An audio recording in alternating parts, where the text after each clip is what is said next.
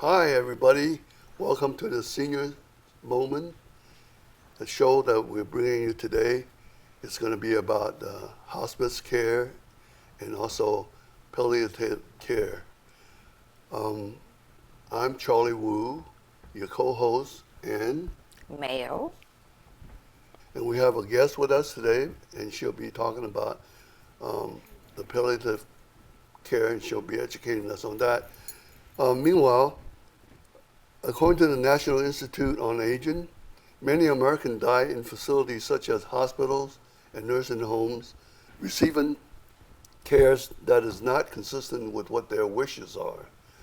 So, for people that want to have an ending to their life that they want, they need to let their family know what they want, the doctors, the caregivers, and so that they will have the care that they deserve at the end of life. So with that, we'd like to introduce our guest. We have here Nili Helman-Caspi, who is the Community Outreach Manager for Accent Care, Hospice and Palliative Care. Welcome. Thank Nili. you very much for having me. So, we're very excited to have you here today. And we would like to know something about you personally, where you come from, and where you went to school, and how did you get into this business? Okay. I've been born and raised in Israel, and I went to school in Israel and finished my education over there. Yes. I have a bachelor's with art and another bachelor with French and English language and literature. Very good. And I have my master's degree in history of art from the Tel Aviv University. Mm-hmm. And I finished my certification in the United States as an expressive arts therapist. Oh, good. So that's about me. I've been working in healthcare business for quite some time, doing art at bedside with patients. Did you start in California? Yeah. I did. So my family, we came here on relocation. Mm-hmm. And like many of the people that I know here, we stayed. It got, longer and longer, good. and Right. we stayed here. We're glad. So, thank you. So I worked at Stanford Hospital and El Camino Hospital, the Los Gatos branch and the Mountain View headquarters, and a lot of retirement communities all over the Bay Area. And during this period, I transitioned into a different role, which is more of an office position. So I'm the manager of volunteer services and community outreach at Accent Care Hospice, formerly known as Seasons Hospice. So it was a different organization in terms of what was called.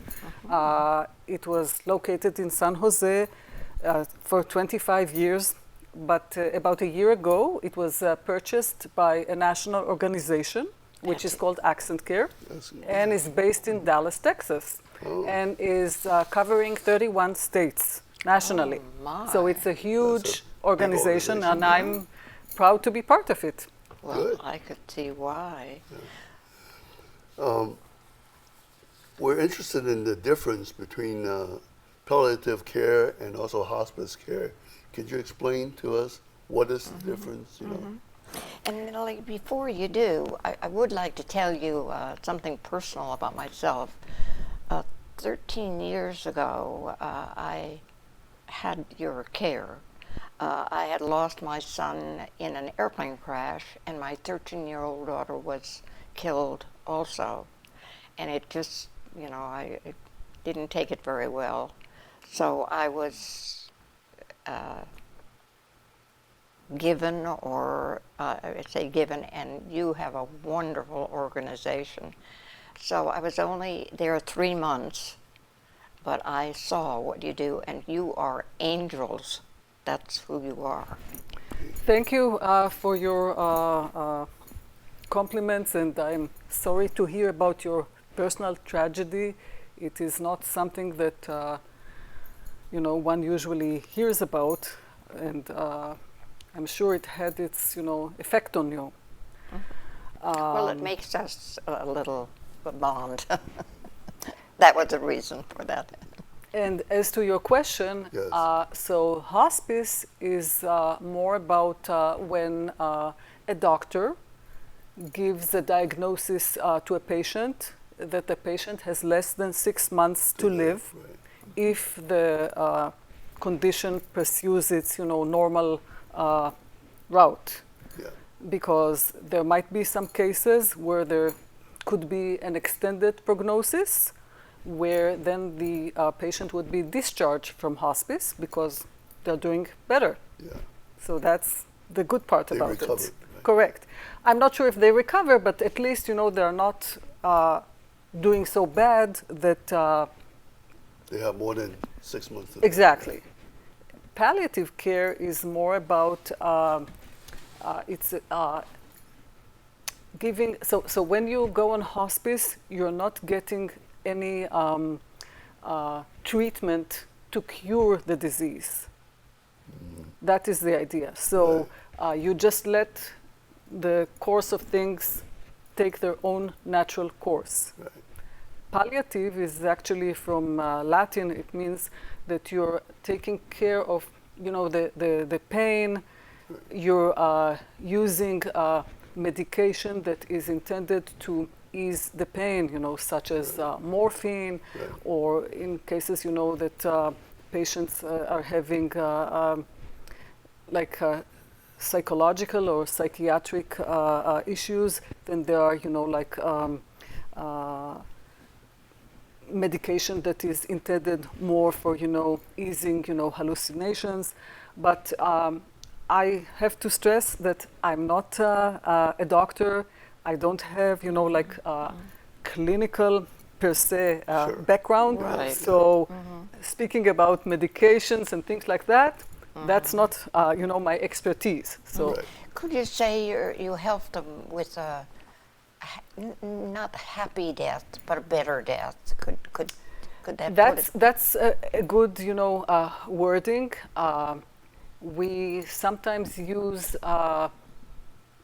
the word of peaceful. peaceful? No That's pain. even better. Yes. Just going in a natural way, which is good, especially for the patient, but also for the family members, for the friends and everyone, Indeed. because our goal is to have the patient with no pain, so that the Wonderful. ending is peaceful. That's a gift. Okay. Now, when people come to that stage, whether it's palliative or hospice, what should they do? What is the procedure that? So that's a very good question. I was thinking about what you talked at the beginning, that in fact, a lot of people get to this point and their paperwork is not done. Right. So their wishes are not always known.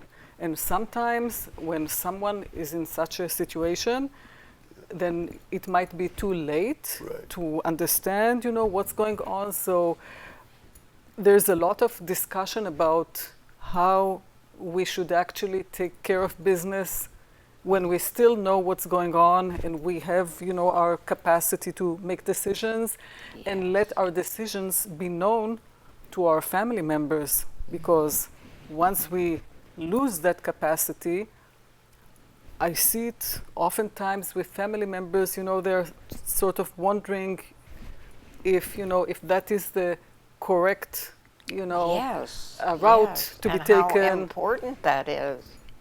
Does your company assist people to make decisions? For instance, like what kind of service do you provide? And when should they sign up, and how do they get started? So hospice is actually not what people think, that it's a building. Yeah. I mean, there are some,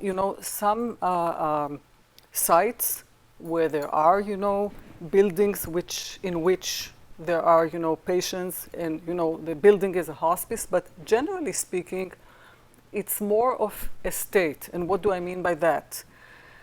We have clients in nursing, in the skilled nursing facilities, Oh, I didn't who know are that. who are That's on interesting. hospice. So often, people don't know about that's what it means, or they are in their homes because Generally, it's in their home. they didn't want to go to, sort of, they say, we want to die at home and not in a hospital. Yeah.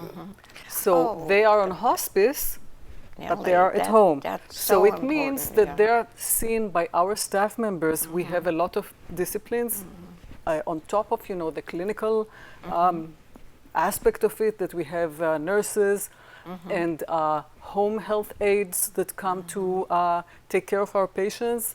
We have a social worker. We have a spiritual care coordinator / chaplain. We have a music therapist. Yes. We have my volunteers. So my volunteers come to visit the patients for companionship or to give them emotional support, And they are or a lot wonderful. of others, ways of supporting. Sometimes we support the family members, not only the patient. That's with wonderful. my volunteers. Because in my case, they came to me, and it was like something out of heaven. So this, speaking of hospice care, does that involve the rest of the family? The family, do they have to be around, like, or is it something that they should leave the home and people from the hospice come and take care of them? No, what is that? so let's say a patient is at home. Yeah. So they can be around, when staff members come in and, do whatever needs to be done. But let's take a step backwards. So when does this whole service start? I sometimes see that it's like too late, meaning they were in a hospital, but by the time we took them on board, they were, only for a few hours, and then, they passed. So, Yes. and why am I saying too late? Because we could have given them the support that they needed in terms of the pain, for example, that they had, because what is done during hospice is different than what is done when you're a regular patient in a In the hospital, Yeah. because it's a different perspective.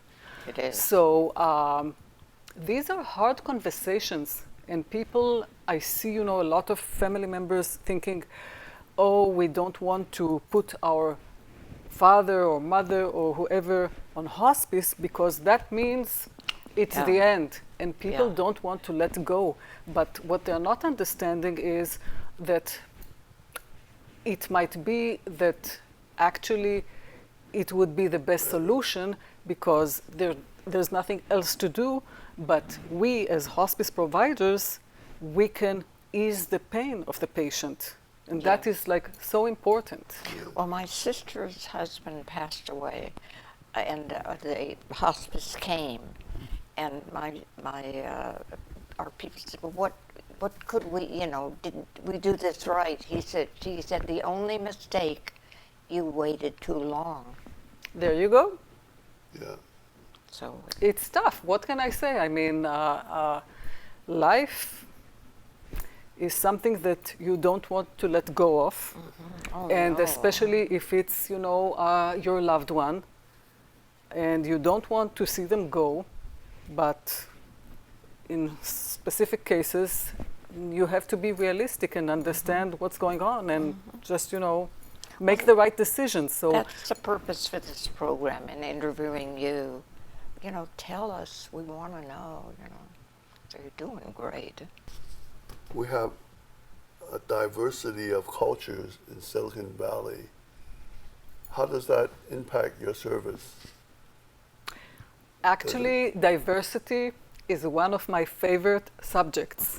Good. I myself have been a volunteer in a committee, an advisory committee to the city of Sunnyvale on subjects of human relations and cultural diversity. So I brought my knowledge and expertise to our organization, and I'm an ambassador on the cultural diversity and inclusion network in our organization. So we have monthly meetings where we discuss all the things related to diversity. And I have to say that here in the Silicon Valley, I have this saying, nobody's from here. So whoever I You're meet, right. they're not from here, Right. as myself. So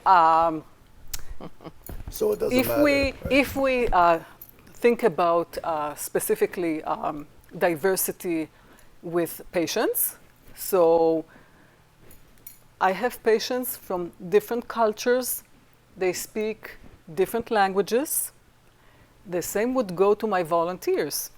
Yeah, that's My tough. volunteers are, from so many different Different places. cultures also. The first thing I ask them when I start to interview them, I ask them, do you know another language? Because then I might be able to match them with a patient whose language is the same language. And in fact, just a couple of weeks ago, that's what I did. I had a family that were speaking Vietnamese, so I matched them with a Vietnamese-speaking volunteer. So Oh, that's it goes, perfect. a long way if there's like a bonding, from the point of view of the culture, which might be, different. Or another type of thing that I'm working on is my recruitment flyers. They're in English. Has anyone thought that we can have them, for example, in Spanish? Because over here, in San Jose, where our company is, the site is located, and I do the recruiting. I mean, I do the recruiting all over, but I was thinking that having a flyer in Spanish would get maybe more volunteers It who speak would. Spanish. And people would love to do that if they knew what it was. I agree. Yep. Do you have special technology you're using to care for your patients? Okay, so I could say that the clinical staff, when they go to do their visits with the patients, they use a tablet to Okay. to Right. document, Yeah. to do the documentation. That being said, my belief is that even though you use the technology, the most important part of the service is the human part, the human connection, how you take care of your patient, and how that is, your first priority. So using the technology is something technical, which makes life maybe easier because you can document everything, and and then you go back to the office, and you can, in the back office, you can use that documentation. But the first and most important part, in my opinion, is how we take Personal care interaction. of the patients and the personal interaction with them. Right. That is, the technology is only a tool. It doesn't really do anything. It's the human being behind it. Sometimes we put too much emphasis on technology, and being an engineer, I know, but the end result is that no matter what technology you use, you're dealing with people. So that's the most important thing. I agree. Yeah. What would be your advice, to people that hasn't thought about, hospice or palliative, care? What would you advise them to do? If they need, Charlie, do you mean if they think they need hospice care? Well, no. When we get old, Oh. oftentimes we get sick, but we don't know anything about palliative care. I know because she was treated under that. So how would you reach out to people that don't know? What would you advise them?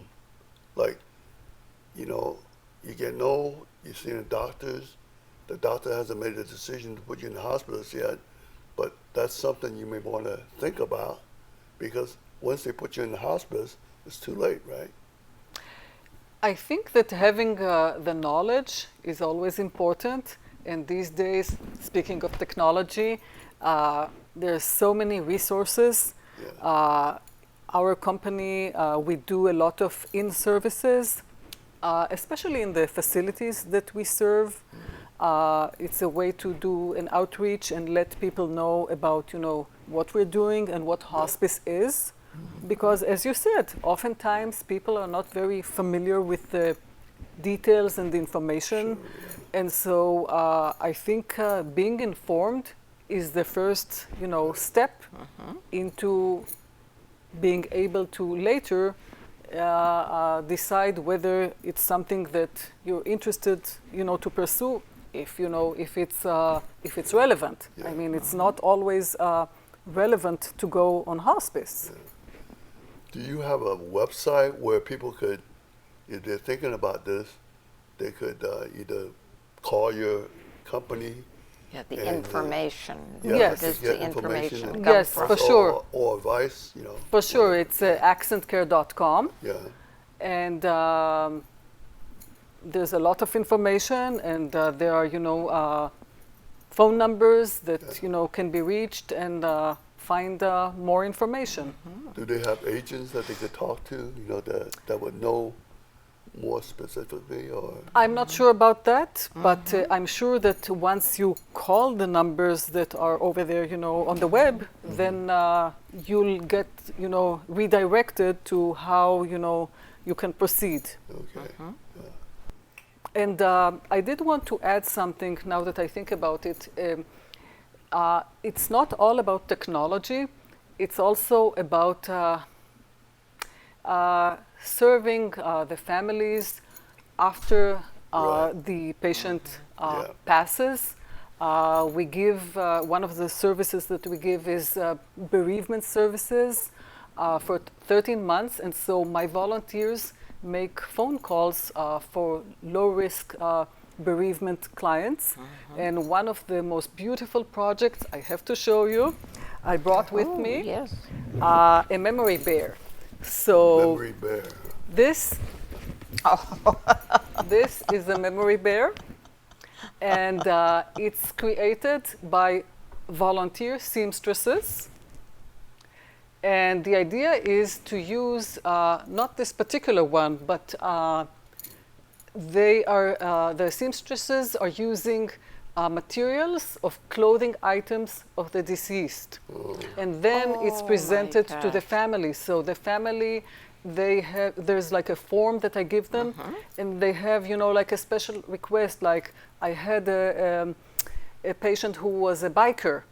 Yes. So they wanted, you know, he had, you know, the bear had this vest and like a biker dude, and it was beautiful. That so is clever. that is, you know, something that is, you know, like going the extra mile, so to speak. Nellie, that is creative. Yeah. I know nice, someone yeah. who makes little caps for newborn babies and Yep. knits them. And every baby from this hospital goes home with a pink or a blue one. So that would give them some memory of the person that's. Yeah. That is clever. And with myself, you know, with my background in expressive arts therapies, I really relate to, you know, these, you know, bears. It's something that is, you know, manually done. It's not, you know, it's like each bear is unique. And these seamstresses, who are all volunteers, are really bringing joy to the families. Yes. That's great. Yeah. Yes. And do you get volunteers that make those and teach Yes. you how to do it? I'm Maybe actually- we could do at KCAT, have classes on how to do things. That Okay. I'm actually looking for a volunteer seamstress. I'm training one now, but you know, I'm always looking for additional volunteers in, many capacities. And What else do they do? I mean, besides making beer? the volunteers, so they visit patients one-on-one. Yeah. They could sing to them.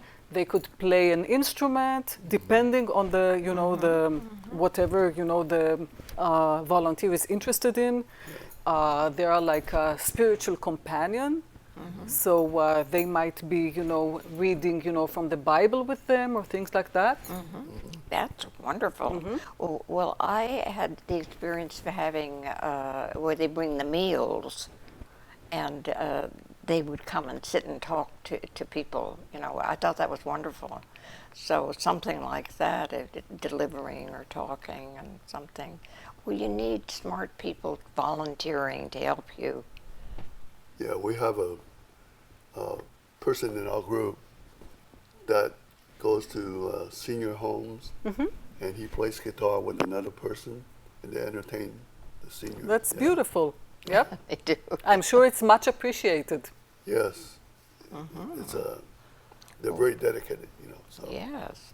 anyway, Well, tell us what we could do.